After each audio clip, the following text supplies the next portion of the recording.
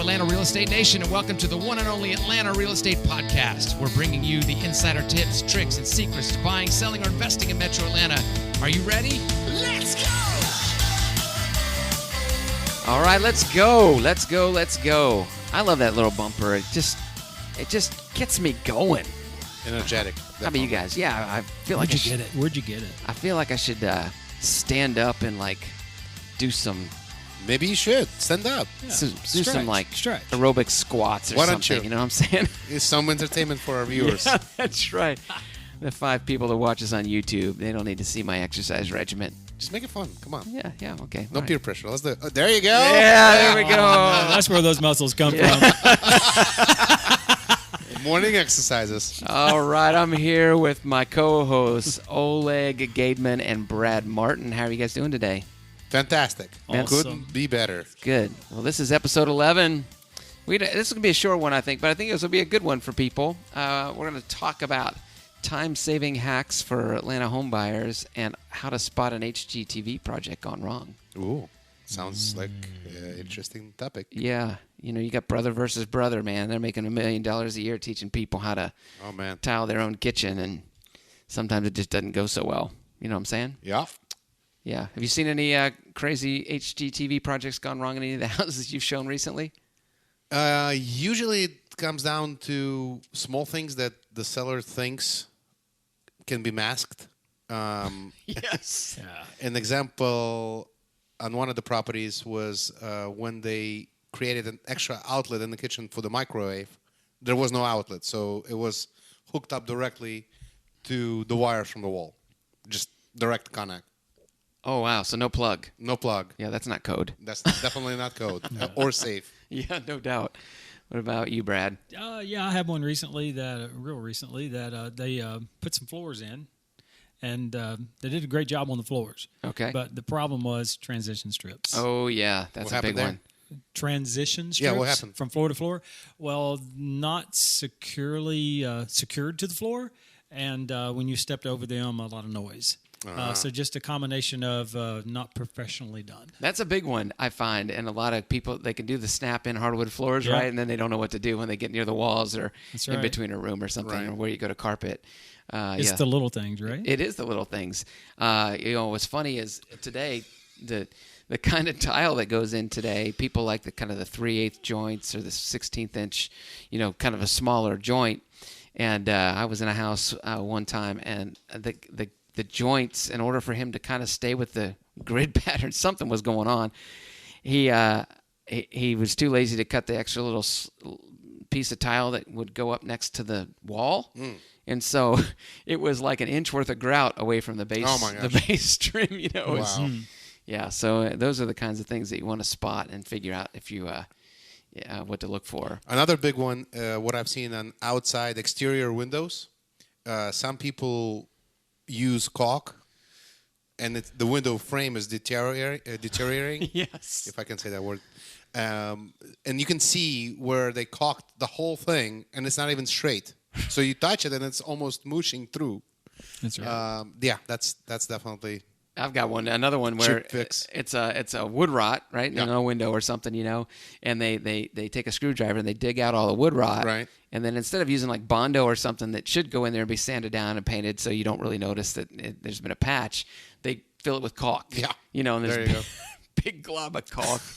We see all kinds of crazy stuff. It looks good Excuse about me. 10 feet away, right? It does. If you don't touch it, Yeah. and you smooth it out on top and paint it, it looks great. Yeah. Just don't touch it. Yeah, so we call that the lipstick on a pig syndrome, And those are things you got to look out for because, if you see too many of those in a house, and it's an indicator that the seller, number one, did a lot of work him or herself and didn't do a very good job. Right. That's it. And actually, this goes back to the previous episode for the touch sense. Yeah. Some But they say- things you just have to touch. Yep. But they saved a lot of money, right? They'd save a lot of money. Yeah. But it could cost them the sale That's at the it. end. You know what I'm saying? Now there's some stuff that's really serious. I mean, we joke about the floors and that sort of thing, but electrical. Oh, that's huge. I mean, a lot of people doing it themselves, like electrical. I mean, and it's not that. I mean, I've replaced an electric light. Have you guys? Absolutely. Sure. I mean, it's not rocket science, but if it's one switch and two wires, that's one thing. But if you've got then maybe you have two switches and you got to know which wires go to which wires, and that can get messed up, and it could be a fire hazard. Absolutely. So, so let's just say, okay, we got that kind of stuff going on, but why would sellers, let's say you're getting ready to put your house on the market, why would a seller want to hire a contractor to do some of the work that needs to get done versus do it themselves? Well, it's a good idea to hire a contractor for doing all different projects at the same time.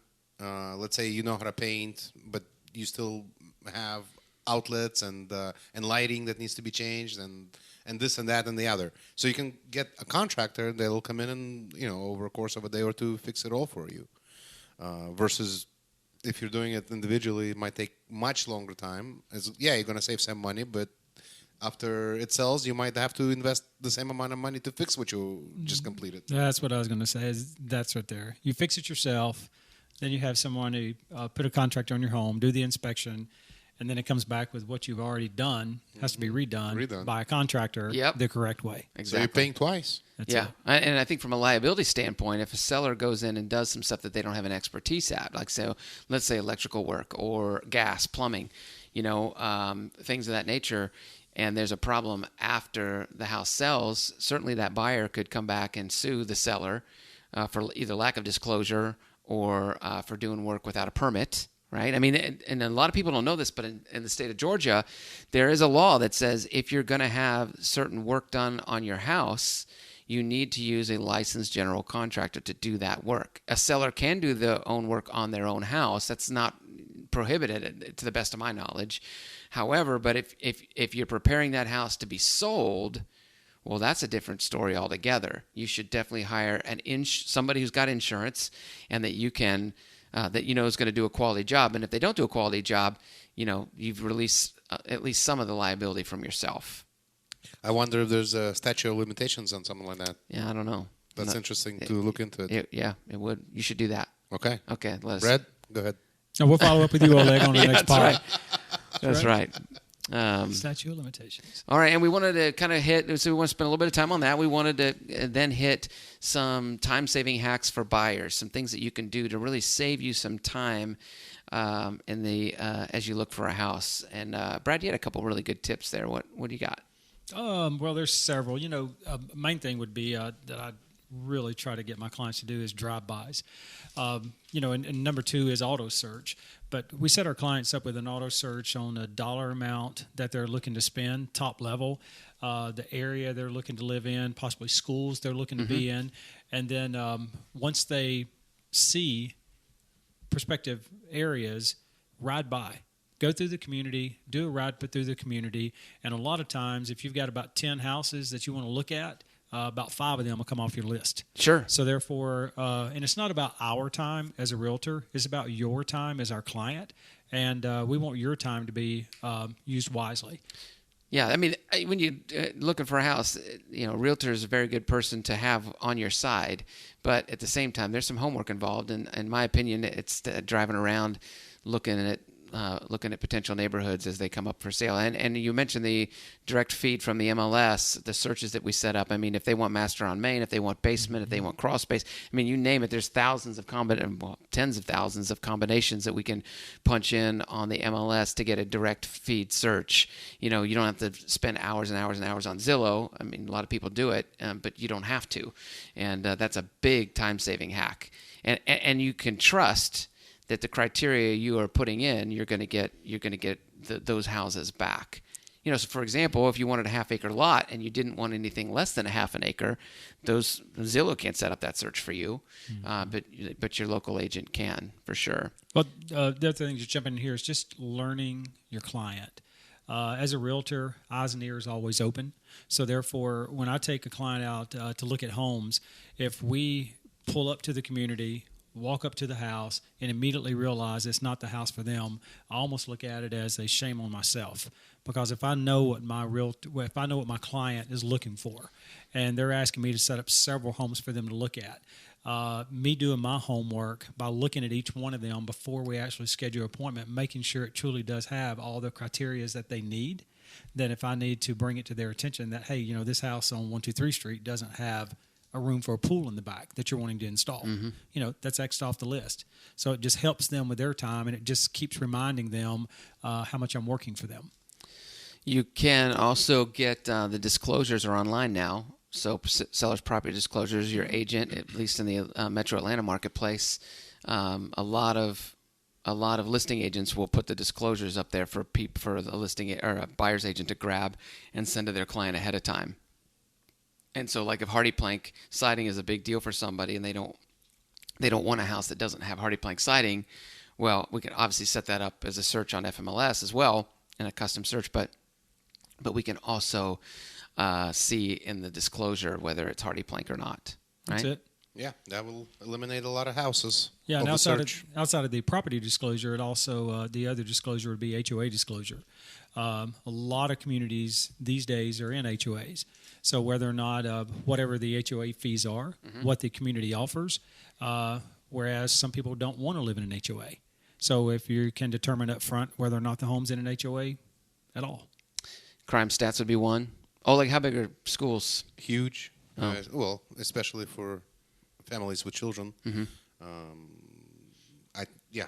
School research should be done definitely before figuring out the next steps of your home purchase. So, what are some of the school websites that we recommend to people?